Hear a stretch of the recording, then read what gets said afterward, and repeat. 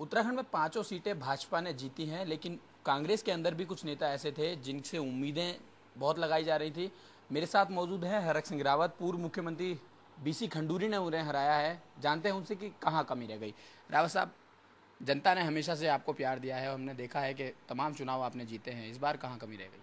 देखिए, इस बार मुझे सोचने समझने का समय नहीं मिला। एक तो पूरे देश के अंदर जिस तरह मोदी की लहर थी और उत्तराखंड में भी थी, तो हमारी पार्टी के खिलाफ कांग्रेस के जो 5 साल पिछले 10 साल से हम दिल्ली में सरकार में थे, उसका एक बहुत बड़ा लोगों के मन में आक्रोश था तमाम मुद्दों को लेकर। दूसरा, प्रदेश में पिछले सवा दो साल से कांग्रेस सरकार है, तो उसका भी आक्रोश था।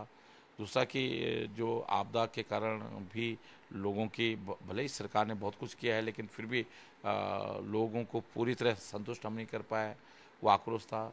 तीसरा कि सतपाल महाराज ने ठीक चुनाव के समय में पार्टी छोड़ी है और 5 साल वो एक नकारा सांसद के रूप में रहे, कोई दौरा नहीं किया, कोई काम नहीं किया, जनता की केवल उम्मीदें जगाई उन्होंने, रेल लाइन आएगी, ये आएगा, वो आएगा, और उससे भी लोगों का आक्रोश था।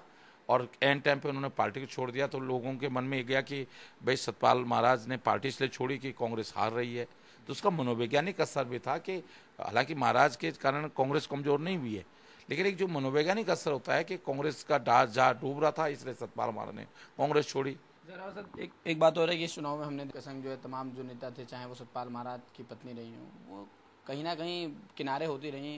क्या उसका भी नुकसान हुआ है इन चुनाव? बिल्कुल उसका नुकसान हुआ है कि उन्होंने ठीक से काम नहीं किया। रामनगर विधानसभा ऐसी विधानसभा थी कि इसको हम अच्छा वोट हमको मिल सकता था, लेकिन उन्होंने फिर, क्योंकि वो चौबटा खाल से भी विधायक रही हैं और क्योंकि उन सतपाल महाराज जी एमपी रहे हैं, तो ठीक है, वो खुद नहीं जीत सकते थे चुनाव, वो खुद लड़ते थे चुनाव, तो हो सकता है कि 2 लाख से 3 लाख से हारते, लेकिन क्योंकि जीतना कठिन होता है लेकिन हराने में योगदान करना बड़ा सरल होता है। अच्छा, नहीं, इसी में सवाल मैं पूछना चाहूँगा कि क्या अमृता रावत ये सब जानबूझ के कर रही हैं? अभी तो उनके अंतरात्मा जानते होगी, लेकिन क्योंकि देखिए, पति ने तो पहले ही छोड़ दी कांग्रेस, और बच्चों ने खुद ही कहा कि मैं, एक बच्चे ने कहा कि मैं तो कांग्रेस को वोट, बीजेपी को वोट दिया, एक ने कहा मैंने किसी को भी वोट नहीं दिया।